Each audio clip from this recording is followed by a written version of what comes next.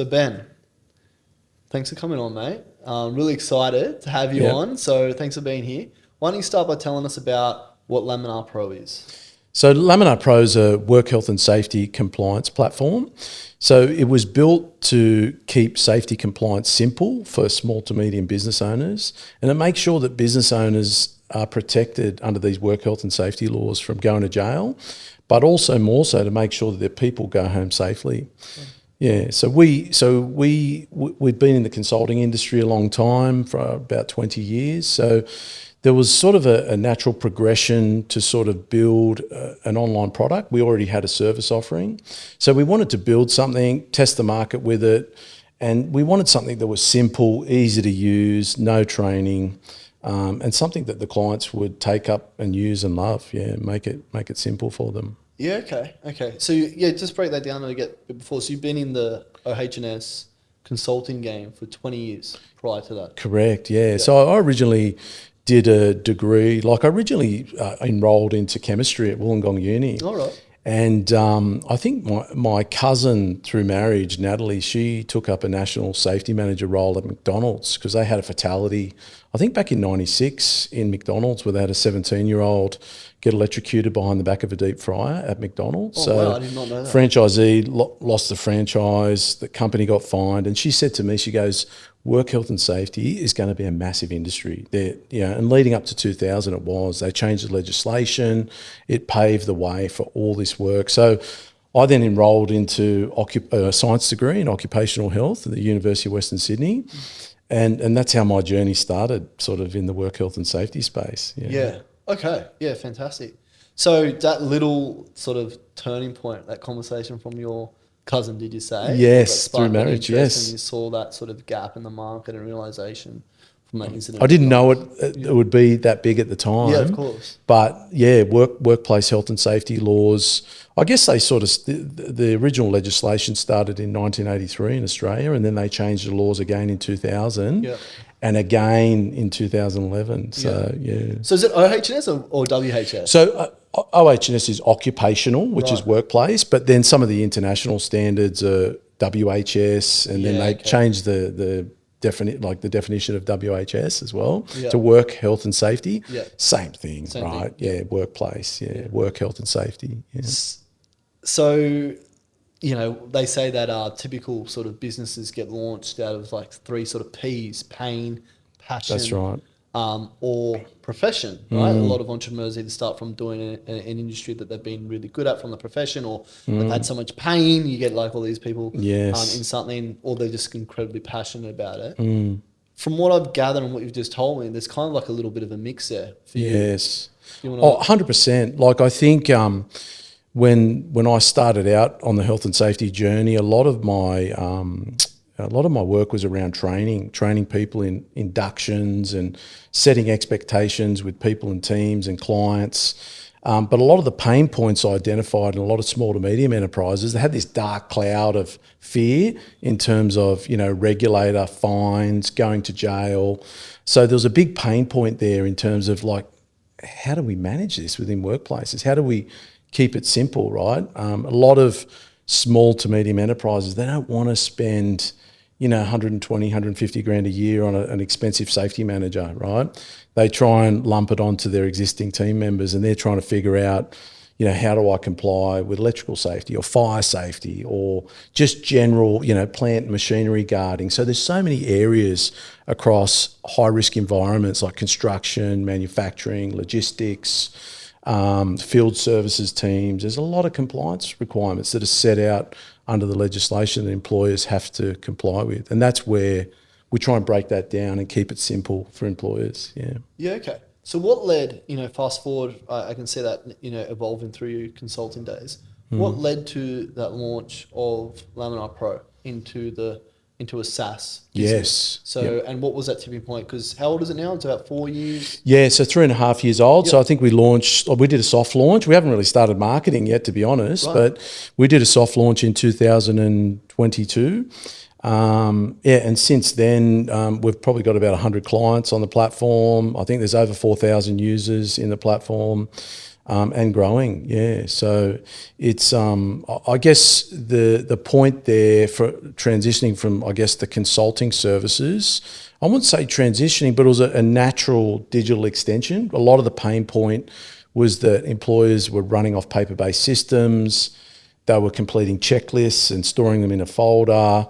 Oversight, especially from like a national perspective, you've got multiple sites. Like, how do you check current state of compliance sort of in multiple states or across multiple locations, other than going there and auditing their paperwork? So it made sense to actually have a simple solution that has everything in one spot online with safety key performance indicators that's measurable and manageable. Yeah. And a lot of the times we often say to business owners, if you can't measure your compliance, how can you manage it, right, across the locations? And I always break it down simply for clients and say it's like having a blood test, right? You need to have that blood test to diagnose what the problem is in order to provide a solution. And some clients just come to us and say, this is the solution, this is what I want, this is what I need. But we sort of say, well, you need to diagnose properly what the issues are within the business by doing a gap analysis or a compliance audit to sort of come up with those solutions, such as a compliance system. Is it training? Is it, executive level workshops, through to implementing compliance activities at the operational level? Yeah. So I feel like what you've just described there is the consulting aspect still. Yes. So, and I think from what you've told me before about Laminar Pro and the business model of where you guys are at, it's not something that, potentially some other, competitors or people in this space have.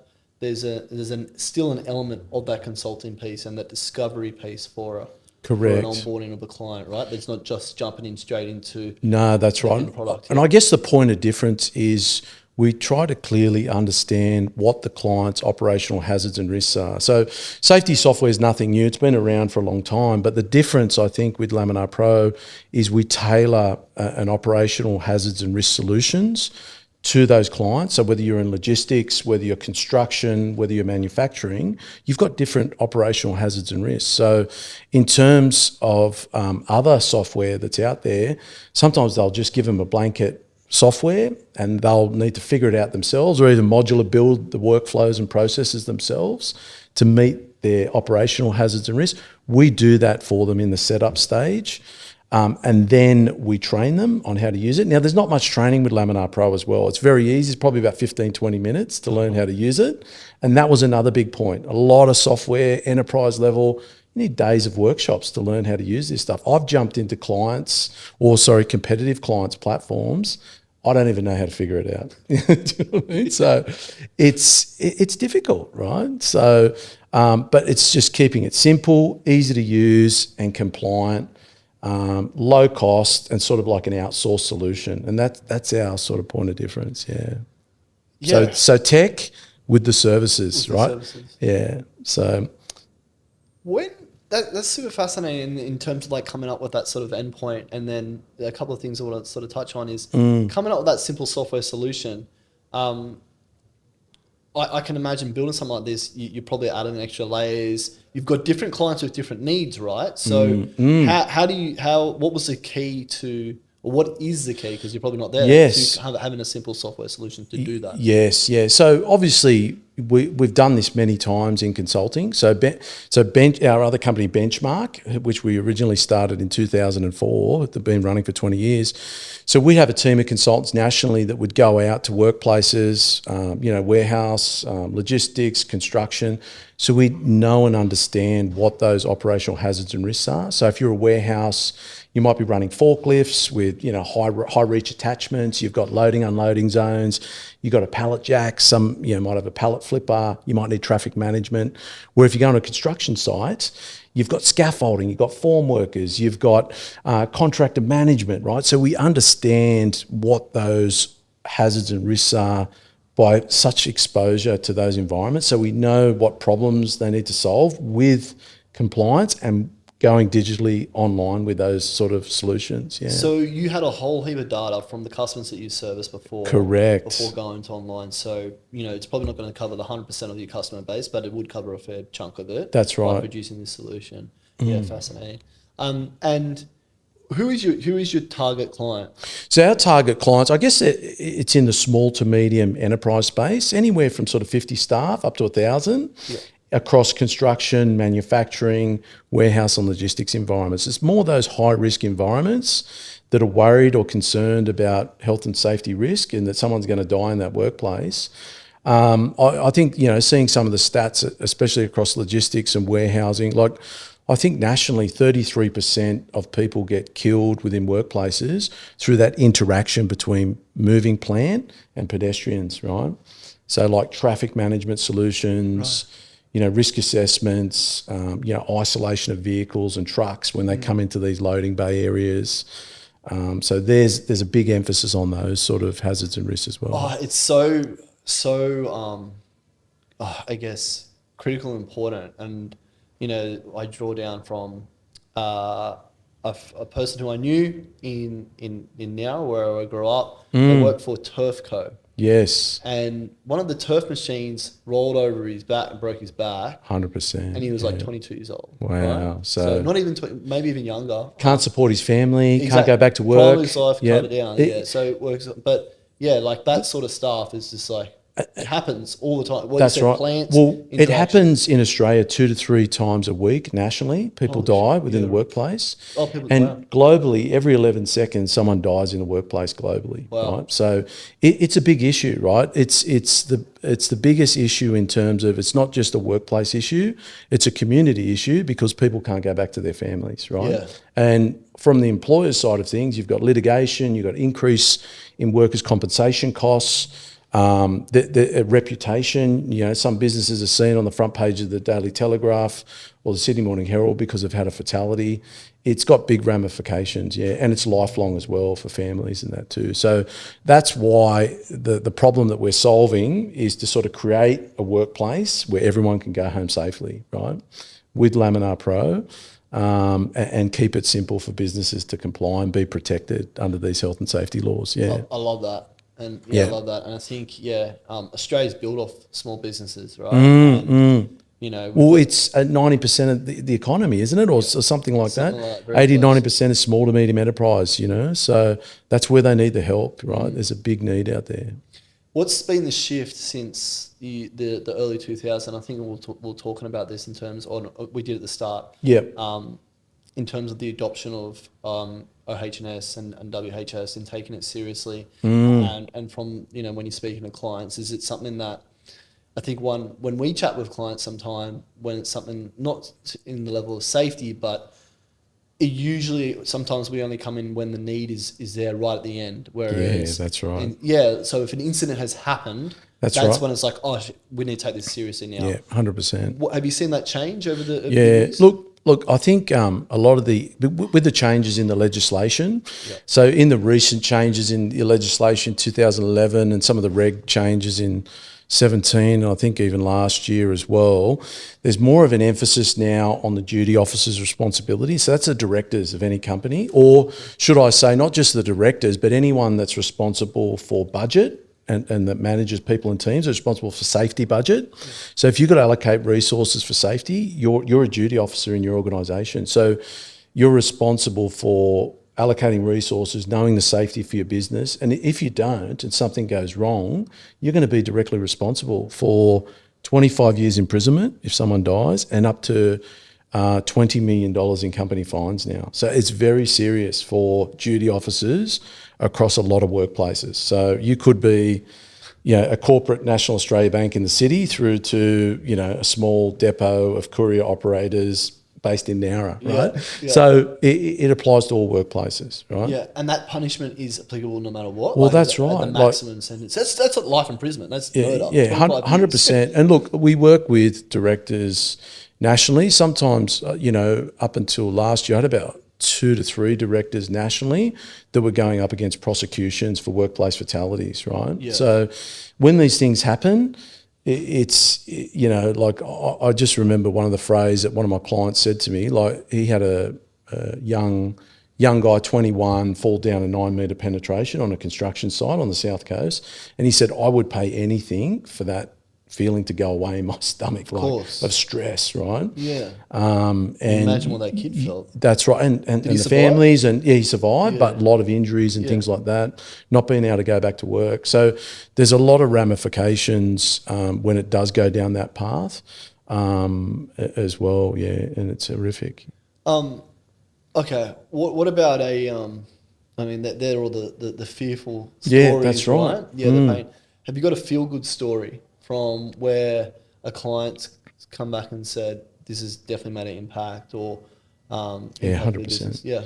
Yeah. So probably even just recently, we implemented Laminar Pro into a transport business, a courier transport business. They're heavily based in Melbourne. They've got about 35 national sites. Yep. Now, they were using another software product that was sold to them through good sales commission guys, right? And they didn't know how to use it, right? So we showed them Laminar Pro, gave them a demo on Teams in about 15, 20 minutes. We allowed them the keys to trial it and use it and look at it. They come back to us and said, this is the easiest thing we've ever used, right? So this is simple, easy to implement at the operational level. And they've had such glowing feedback, with our product, So, and that's sort of the common theme with the product, What are they using it for? So what is? So they'll use it for onboarding inductions of staff to set the safety expectations with a lot of their drivers and warehouse staff.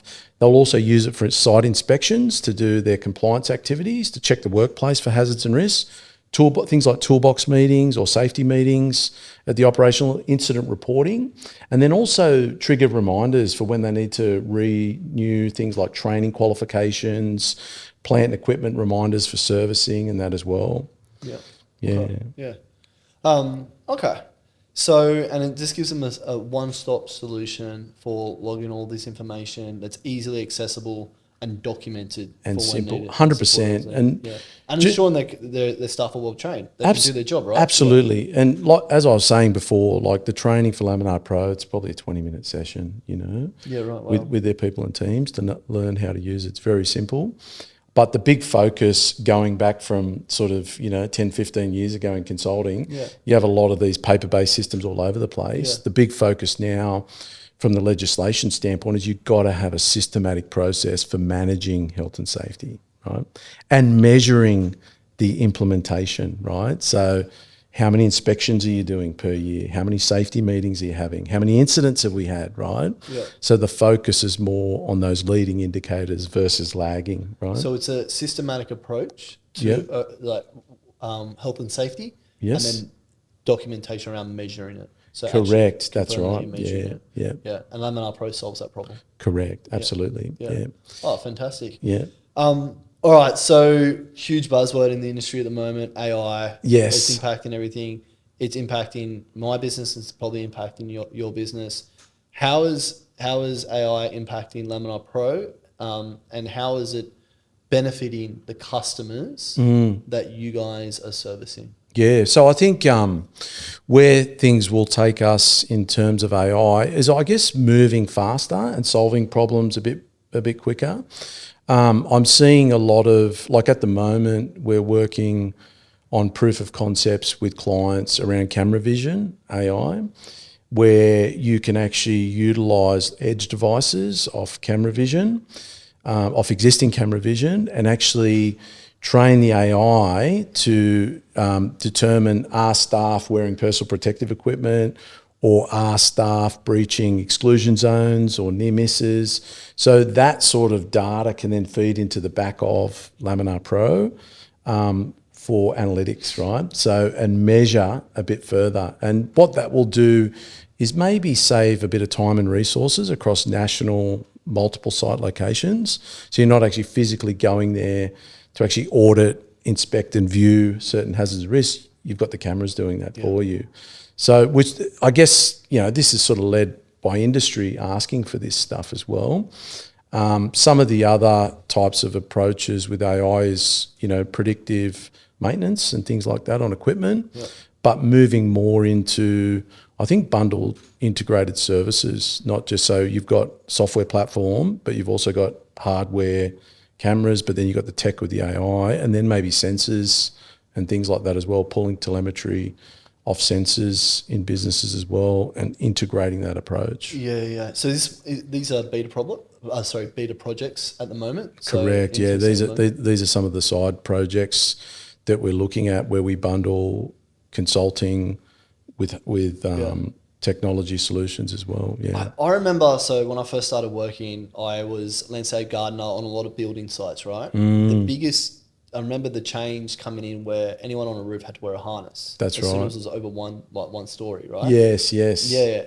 Builders hated it. That's right. Yes. And I remember like, all right, guys, here, inspector, son, get your harnesses on, blah, blah, blah. And it's just like the change of behavior was very hard to implement and change and stuff.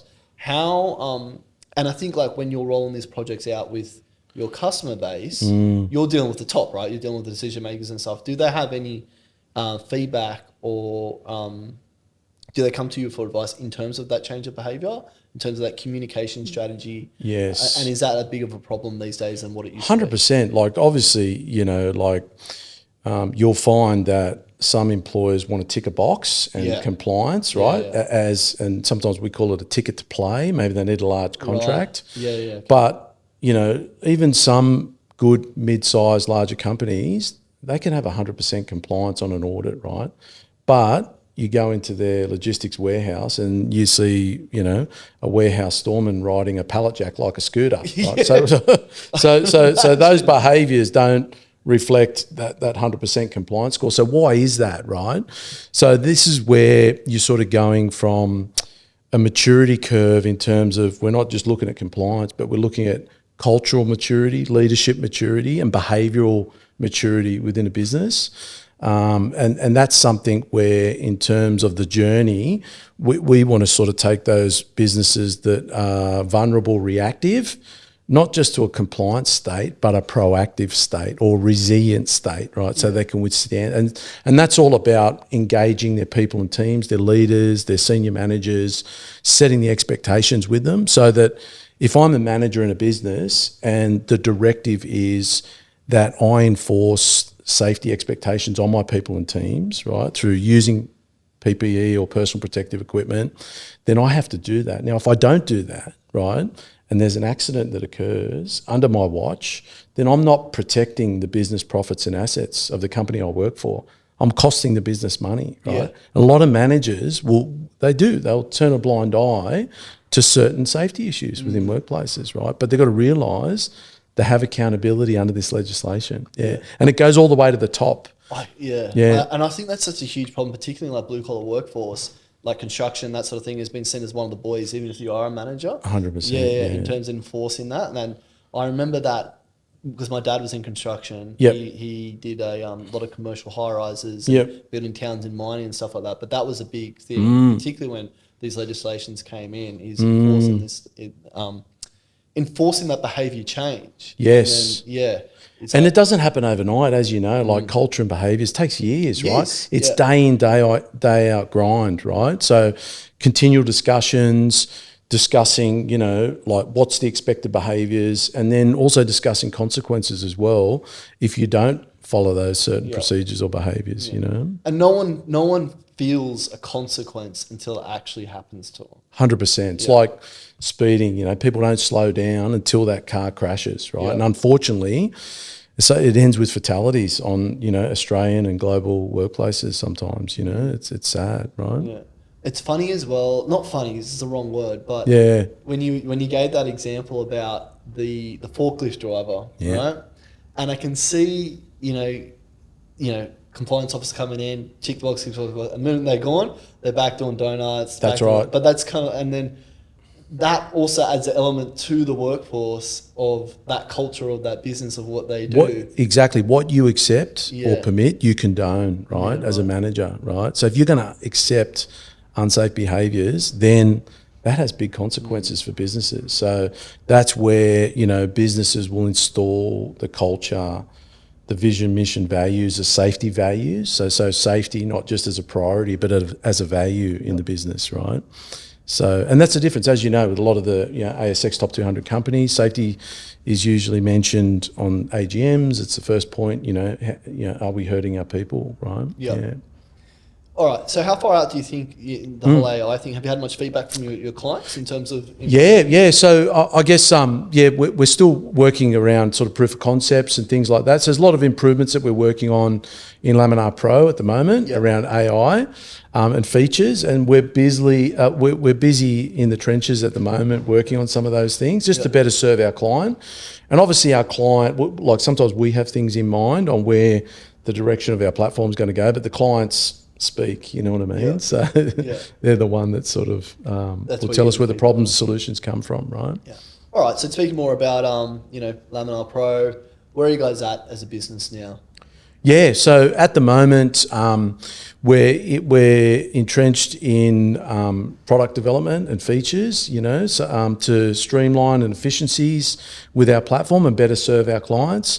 And I guess on how the consulting sort of piece fits in with Laminar Pro is we feel that a lot of the clients like to have Laminar Pro bundled with our consulting service as a low-cost outsource offering. So instead of them employing an expensive headcount, they would come to us at a fraction of that headcount cost to sort of bundle Laminar Pro together. And that's sort of where we're sort of serving our clients to have the tech along with the people and support serving our clients, How many people are you guys, how big are you guys at the moment? Like how many people so nationally, we have around 10 to 12 consultants and we have a presence in New Zealand as well. Right. That's on the benchmark side. And then the Laminar Pro, we have a team of 5. So we've got so sales, including myself, we've got full stack development, we've got 2 to 3 support team, and then we also have solutions architect, and we also have another sort of contractor engineer as well. Yeah, okay, cool. How do you go about assessing people for your business in terms of culture and habits and behaviours that you want to see for your business? Yeah, so I guess businesses are strongly rooted like in the values of that company. And I guess the companies that we want to work with, we like to work with companies that are aligned with our sort of values and that as well, right? So look, there's some companies that because we've been around for 20 years and there's some companies that we say no to in terms of work, in terms of who those companies are. Sometimes we'll say no to certain types of businesses and work, right? Yeah. So, and it's good to be in that sort of position. What are your values? Yeah, so I guess integrity, honesty, and serving our clients, right? So I guess they're some of the things. Like we don't want to do anything that's dishonest or the wrong thing by our clients, and that's a core value in our business, right? Yeah. So even things like downloading articles or documents, if we have to pay for those and that's someone else's property, we'll do that, right? Yeah. So do you know what I mean? Just I know companies rip off a lot of stuff, just things like that, right? So there's some of the things we try and stick to. And I feel like the idea of what you guys do as a business, as a core value, is providing an OH, like a health and safety service. We care about people, right? It's for people. That's right. Like exactly what you said.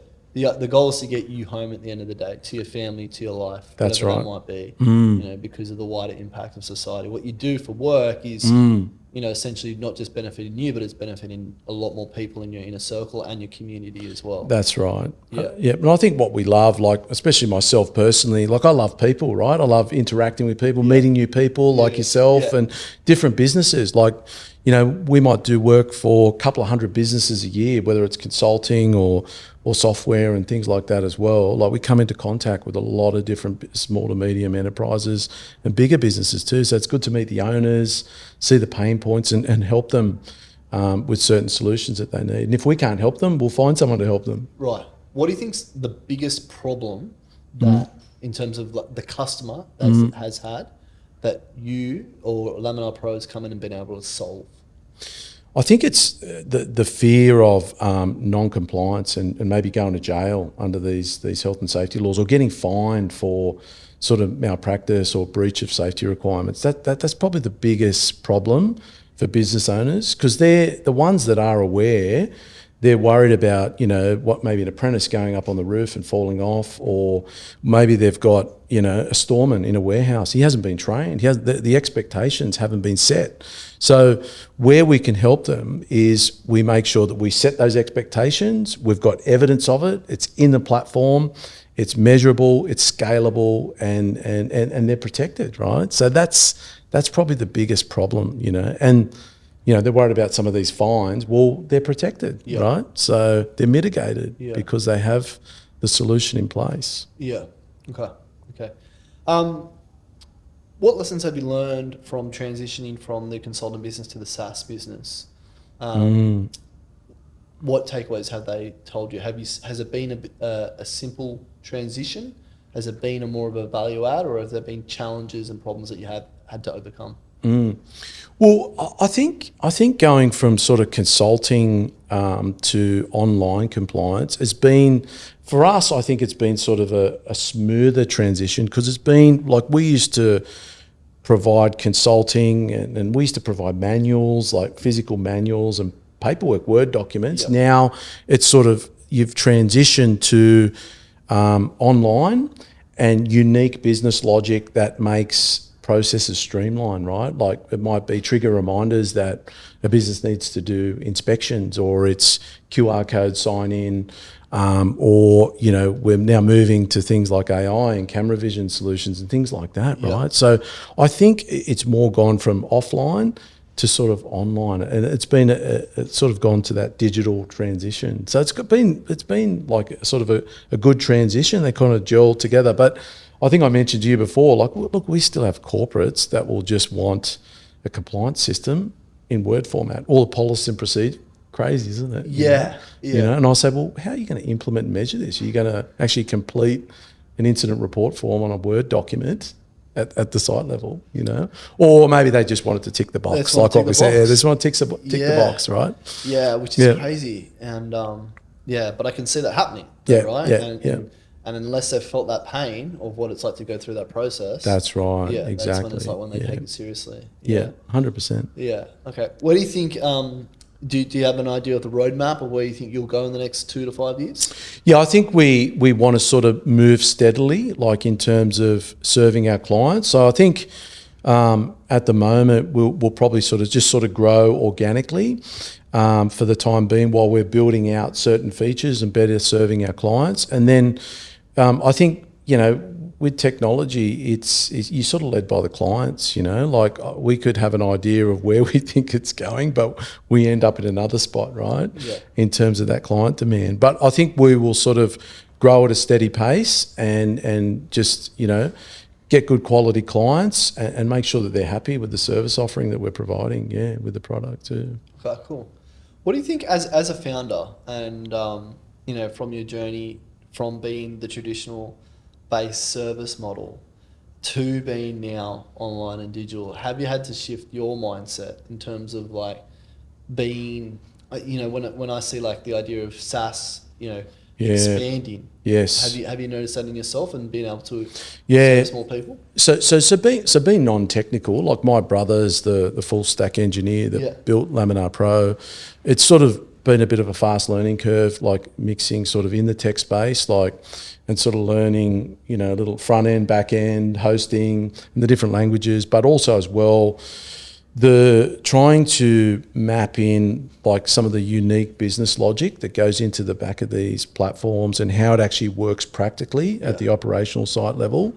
So that's the learning curve that I've had to sort of learn, but also as well, not because I'm sales, right? Yeah. So I win a lot of the work for the business, and I always say this to my brother: nothing happens unless there's a sale, right? But not over promising to the clients in terms of we can do this, but then there's a big load on the development side to get it done. Yep. So there's some of the things I've sort of had to learn in terms of a balanced approach there. Yeah. So it's like the idea of selling before building. Correct. Yeah, that's right. A little bit like we don't sell sort of what we don't have or can't do, but but just in terms of sometimes timeframes and things like that as well. Yeah. Do you think like when you're selling to small to medium businesses and then to the corporate enterprise level, what's the difference in terms of sales process, uptake, and how does it impact you guys as a consulting business or as a SaaS business? I think because SMEs make up the bulk of the market, I think there's a massive opportunity there, right? Yeah. Corporates have got big tech teams, IT departments, tech teams. I think they are harder to please and they don't pay as well. They take too long to pay. 30 days becomes 60 to 90 days. We will grow into that space a lot more. And we do have enterprise clients on board, Laminar Pro. But I think I think small to medium enterprise is easier to deal with. You deal directly with the business owners. They want simplicity. They want ease of use. They don't want complicated, and they make decisions quickly too. Like you're dealing with corporate, it's got to run through the board. Sometimes they've got overseas parent companies that make decisions. They ram a tech product, down their throat, and they've got to use that particular product. There's other layers of complexity around, either as SOC 2 compliance and, there's a lot of high level sort of securities, Essential 8 and all those sort of things as well, which, we have to adhere to those requirements, but there's more emphasis on the accreditations and processes, Yeah, okay. All right. Going back to your business and Laminar Pro, what do you think the biggest lessons you've learned from hiring people in your business have been? Wow, hiring people. Yeah, so I think you've got to be slow to hire and quick to fire. Right? So I think sometimes we haven't done that always, right? So I guess I'm the type of person that I need to be able to work with you to start off with, right? And sometimes too, I've put that over skill set, but sometimes you've got to have both, right? In terms of some of the engagements or some of the people that we've recruited. So that's probably one of the big learnings in that as well, just taking that time, especially like what you guys do as well, right? In terms of trying to get that right hire and that right person that fits all those areas of skill sets. Yeah, and it's hard now, and I see it because we work with a lot of businesses too. It's very hard to get good people. We've always sort of had a lean model, like we sort of operate very lean in the way we do things in terms of processes. So during COVID, we had our own offices, we had admin staff and all that. So my brother automated all that. We sold our office, a lot of us work from home. All right. You owned your office? Yeah, we owned our own offices and we had staff in offices. But over COVID, we sold it. We managed to sort of automate some of the administration functions and things like that as well. Right. And so we operate sort of a leaner model, and it sort of works good for us. Yeah. Was that COVID the catalyst for the shift to Laminar Pro? No. I think we were already sort of looking at. So back in 2017, 18, we did try and partner with an IT service provider to build an MVP. That didn't work out.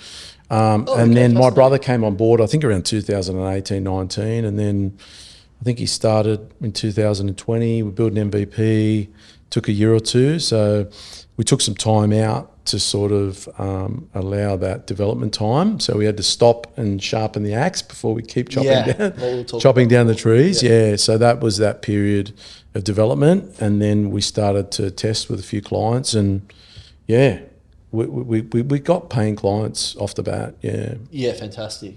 Yeah. From your existing customer base? Correct, yeah. So, Why didn't the MVP, like the initial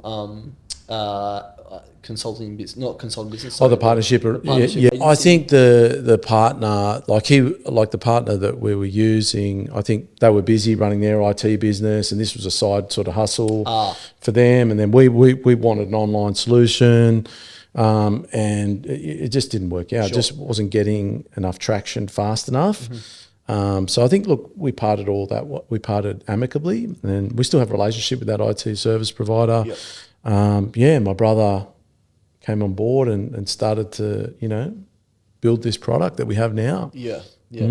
What So it's a family business as well. Yeah. So pros and cons. Yeah. So look, I think too, I think my brother's a key part. He's the essential part, sort of Laminar Pro, leading the dev side of things in that particular team, and he's done an awesome job, like to get it where we are now. I think the difference, and what I would say to other people, outsourcing and going overseas to start off with, is I think it's important to have that supply chain in-house, right? So, for example, if you've got a tech product and you've got someone overseas, something goes wrong in terms of customer service with the product, can you get back to the client quickly enough? At least you've got someone there and people and resources in-house to deal with those things immediately. Because if you don't serve the client well enough, they'll run, and you got to be good 100% of the time. Otherwise, they'll run with their feet. You know. Yeah, it's such a fascinating product. I was chatting with one of the business owners, Sam at SkySip, and he was talking about how they thought their product would, when they went to cloud, would just automatically attract more businesses, companies will love them and stuff like that. But what they did was it did, but what they really needed was that quick customer service interaction. That's right. For when things didn't go wrong, the adoption, and while it gave them more exposure, where they carved a niche out of the market is they were able to reply to their customers within 30 minutes, whereas a lot of their competitors took days. Yeah, speed kills, doesn't it? Yeah. 100%, especially in business as well. And like we found a lot of traction with that too, across all our services, getting back to people promptly.